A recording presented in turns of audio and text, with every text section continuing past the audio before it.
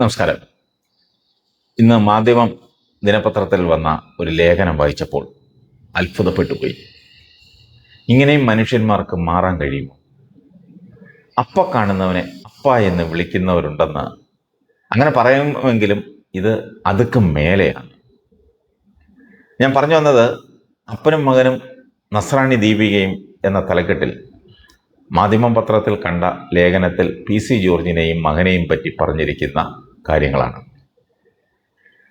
വേദപുസ്തകത്തിൽ യോഹന്നാൻ എഴുതിയ ഒന്നാമത്തെ ലേഖനം ശ്രദ്ധയോടെ വായിക്കണമെന്ന് പറഞ്ഞു തുടങ്ങുന്ന ലേഖനത്തിൽ PC ജോർജിനെയും മകനെയും വലിച്ചു കീറി ഭിത്തിയിൽ ഒട്ടിച്ചിട്ടുണ്ട്. അപ്പോസ്തലനായ യോഹന്നാൻ വ്യക്തമായി എഴുതിയിട്ടുള്ള ലേഖനങ്ങളും അതടങ്ങിയ സത്യവേദ പുസ്തകവും കയ്യിലിരിക്കെ അന്തിക്രിസ്തുവും മകനും പൂഞ്ഞാർ വഴി ഇറങ്ങി വന്ന് കുഞ്ഞാടുകളെ കട്ടോണ്ട് പോകുമ്പോൾ സഭാപിതാക്കന്മാർ ഉറക്കം നടിച്ചോളുമെന്ന് പ്ലാന്തോട്ടത്തിൽ ചാക്കോയുടെ മകൻ ജോർജോ, പ്ലാന്തോട്ടത്തിൽ ജോർജിന്റെ മകൻ ഷോണോ അമിത്ഷായ്ക്ക് ഉറപ്പ് കൊടുത്തിട്ടുണ്ടെങ്കിൽ ആ ഉറപ്പിന്മേൽ അച്ചാരം വല്ലതും വാങ്ങിയിട്ടുണ്ടെങ്കിൽ മെത്രാച്ചന്മാർ എന്തു പിഴച്ചു?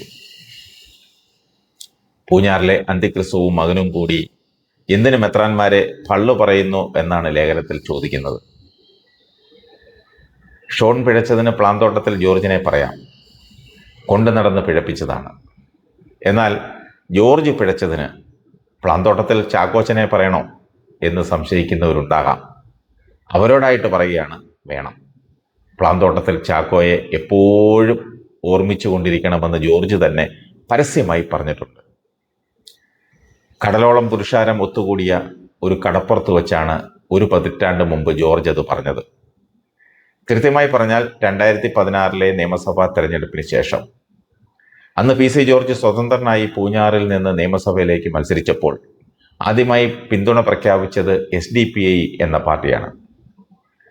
അവർക്ക് പൂഞ്ഞാറിൽ, പ്രത്യേകിച്ച് പേട്ടയിൽ അസാരം വോട്ടുണ്ട്. അതായിരുന്നു അന്ന് ജോർജിൻ്റെ മൂലധനം. അതിന്മേലാണ് ജോർജ് പ്രചാരണം കെട്ടിപ്പൊക്കിയതും 27,821 വോട്ടിൻ്റെ ഭൂരിപക്ഷത്തിന് ജയിച്ചു പോയതും. അതിനു പിന്നാലെ ആ പാർട്ടിക്കാർ കോഴിക്കോട് കടപ്പുറത്ത് നടത്തിയ മഹാസമ്മേളനത്തിൽ ജോർജ് പ്രസംഗിച്ചത് കേട്ടവരും കണ്ടവരും ഒരിക്കലും അയാളുടെ അപ്പനെ മറക്കില്ല. അസ്സലാമു അലൈക്കും എന്ന് തുടങ്ങി ബിസ്മിയും ഹംദും തെറ്റില്ലാതെ ഓതിയ ശേഷമാണ് അയാൾ പ്രസംഗത്തിലേക്ക് കടന്നത്. സ്വന്തം അപ്പനെ പിടിച്ച് ആണയിട്ടുകൊണ്ടാണ് തുടങ്ങിയത് തന്നെ. അതും നസ്രാണി മട്ടിലല്ല, തികഞ്ഞ മേത്തൻ മട്ടിൽ. എൻ്റെ ബാപ്പ കൈ നെഞ്ചത്തടിക്കുന്നു. പ്ലാന്തോട്ടത്തിൽ ചാക്കോച്ചനാണെങ്കിൽ ഈ ജന്മത്തിൽ ഞാൻ നിങ്ങളെ വിട്ടു പോകത്തില്ല. കാരണം കൂടെ ആരുമില്ലാതെ ഞാൻ ഒറ്റയ്ക്ക് മത്സരിച്ചപ്പോൾ ഞങ്ങൾ നിങ്ങൾക്ക് പിന്തുണ പ്രഖ്യാപിക്കട്ടെ, അത് ബുദ്ധിമുട്ടാകുമോ എന്ന് ചോദിച്ചുകൊണ്ട് വന്നത് ഈ പാർട്ടിയാണ്. പരസ്യമായി പ്രഖ്യാപിച്ചോളാൻ ഞാൻ പറഞ്ഞു. എന്നിട്ട് തോൽക്കുകയാണെങ്കിൽ തോൽക്കട്ടെ, അതുകൊണ്ട് വരുന്ന നഷ്ടം വരട്ടെ എന്ന് വെച്ചാണ് മത്സരിച്ചത്. നിങ്ങളാണ് എനിക്ക് വേണ്ടി കഷ്ടപ്പെട്ടത്, നിങ്ങളെ വിട്ട് ഞാൻ പോകത്തില്ല. ഇതായിരുന്നു PC ജോർജിൻ്റെ അന്നത്തെ ആ കടപ്പുറത്തെ പ്രസംഗം. ജോർജിൻ്റെ അതേ നിലവാരത്തിൽ നിന്നാണ് ജോർജിൻ്റെ രാഷ്ട്രീയം വിലയിരുത്തുന്നതെങ്കിൽ അപ്പൻ ഇപ്പോഴും പഴയ ചാക്കോ തന്നെയാണോ എന്നാണ് ചോദിക്കേണ്ടത്. അത്രയും താഴാനായില്ലല്ലോ. ഏതായാലും അതിനുശേഷം പ്ലാന്തോട്ടത്തിൽ ജോർജ് ചെയ്തു കൂട്ടിയതൊന്നും പിതാവായ പ്ലാന്തോട്ടത്തിൽ ചാക്കോയ്ക്കും രാഷ്ട്രീയ ഗുരുവായ ഹാജി VMA കരീം സാഹിബിനും നിരക്കുന്നതല്ല. മുസ്ലിം ലീഗിൻ്റെ സംസ്ഥാന സെക്രട്ടറിയും അനേകകാലം ഈരാറ്റുപേട്ട പഞ്ചായത്ത് പ്രസിഡന്റുമായിരുന്ന ഹാജി VMA കരീം സാഹിബാണ് രാഷ്ട്രീയത്തിൽ PC ജോർജിൻ്റെ വഴികാട്ടി.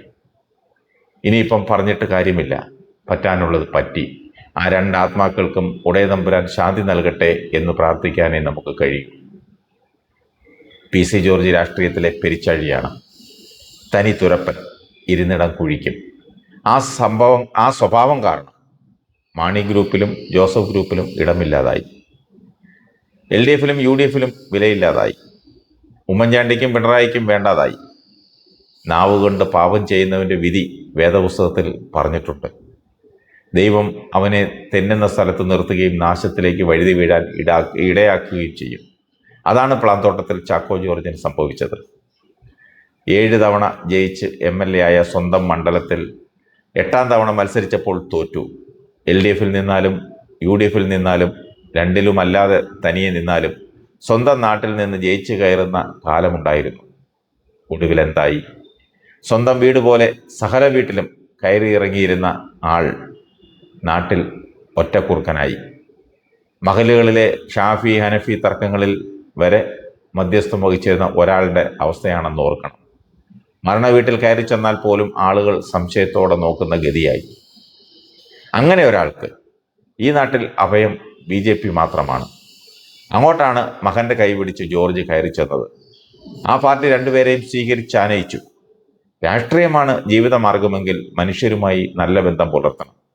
അതില്ലാത്തവർക്ക് പറ്റിയത് BJP-യാണ്. ആ പാർട്ടിക്ക് വെറുപ്പാണല്ലോ തുറുപ്പുശീട്ട്. BJP-യിൽ എത്തിയത് മുതൽ ജോർജിന്റെ നാവ് പ്രവർത്തിച്ച രീതി പറയേണ്ടതില്ല. അതിൻ്റെ ഫലമാണിപ്പോൾ അനുഭവിക്കുന്നത്. അപ്പനും മകനും ഒരേ സമയം BJP സ്ഥാനാർത്ഥികളായി സീറ്റ് വാങ്ങിയത് ഇംഗ്ലീഷിൽ ചില സാങ്കേതിക പ്രയോഗങ്ങളൊക്കെ എടുത്തു വീശിയിട്ടാണ്. പൊട്ടൻഷ്യൽ വിന്നബിലിറ്റി പോലുള്ള ചില ഷോൺ പ്രയോഗങ്ങളിൽ വീണുപോയതാണ്. അങ്ങനെയുള്ള 21 സീറ്റുകൾ ഉറങ്ങിക്കിടക്കുന്നുണ്ടെന്നതും താനും അപ്പനും ക്രിസ്ത്യൻ വോട്ട് ഉണർത്തി കൊടുക്കാമെന്നും അങ്ങനെയാകുമ്പോൾ അതിലൊക്കെ ജയിച്ച് വരാമെന്നുമാണ് ഷോൺ സമർത്ഥിച്ചത്. അത് വിശ്വസിച്ചാണ് BJP അടുത്തടുത്ത മണ്ഡലങ്ങളിൽ അപ്പനെയും മകനെയും മത്സരിപ്പിച്ചത്. എന്നാൽ മെത്രാച്ചന്മാർ കൃത്യസമയത്ത് ഉണർന്നു. BJP ചെയ്തുകൊണ്ടിരിക്കുന്ന ദ്രോഹങ്ങൾ അവർ നാട്ടുകാരെ ഒന്നൊന്നായി ഓർമ്മിപ്പിച്ചു. അതോടെ ഷോണിനെയും അപ്പനെയും ദുരാത്മാവ് ആവേശിച്ചു. അതാണ് ഷോണിന് സാത്താൻ കയറിയപ്പോൾ അമിത്ഷാ ചോദിച്ചാൽ ഞാൻ എന്നാ പറയും എന്ന് ആക്രോശിച്ചത്. ഇപ്പോൾ അപ്പനും മകനും നല്ല ഇളക്കത്തിൻ്റെ നേരമാണ്. കുരിശ് കണ്ടുകൂടാ, മെത്രാച്ചന്മാരെ കണ്ടുകൂടാ, ദീപിക പത്രം കണ്ടുകൂടാ. പത്രങ്ങൾക്കും ജീവനും ജാതകവുമുണ്ട്. ജന്മോദ്ദേശം പൂർത്തിയാക്കാനാണ് അവ ജീവിച്ചിരിക്കുന്നത്.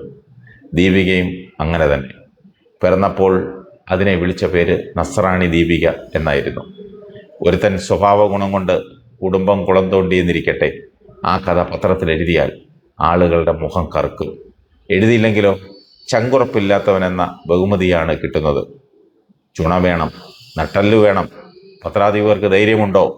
അയാളുടെ പത്രം സർക്കാരിൻ്റെ ഗസറ്റാണോ എന്നൊക്കെയാവും അപ്പോൾ ചോദിക്കുക എന്ന് 123 കൊല്ലം മുമ്പ് സ്വദേശാഭിമാനി രാമകൃഷ്ണപിള്ളയെ നാട് കടത്തിയപ്പോൾ ചൂണ്ടിക്കാട്ടിയ പത്രമാണ് ദീപിക.